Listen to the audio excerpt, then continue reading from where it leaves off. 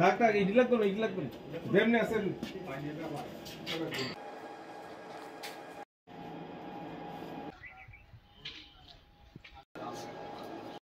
চলে আজকে সকালে আমরা গোপন সংবাদের ভিত্তিতে মধুপুর থানাধীন জামচৌমুনি এলাকাতে দুজন লোক এখানে ঘোরাফেরা করছে এই একটি সংবাদ আসার পর আমরা ঘটনাস্থলে যাই এবং অনেকক্ষণ একটা এম্বুশের মতন করি। তারপর দেখি বর্ডারের দিকে দুজন লোক হেঁটে যাচ্ছে, সাথে সাথে আমরা ওদেরকে ডিটেন করি এবং জিজ্ঞাসাবাদে বলেন যে তারা রোহিঙ্গা, তারা এখানে বাইরে থেকে এসেছে এবং এক বর্ডার ক্রসিং এর জন্য এখানে দিয়ে বর্ডারের দিকে অগ্রসর হচ্ছে।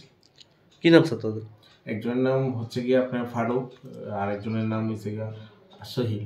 তারা কোথায় থাকতো? তারা মেনলি বাড়ি হচ্ছে বাংলাদেশ, কক্সবাজার যেটা বললো, আর তারা যা বললো প্লাস্টিক কোম্পানিতে কাজের জন্য দিল্লিতে এবং পরবর্তী সময় জম্মুতে তারা কাজ করছে।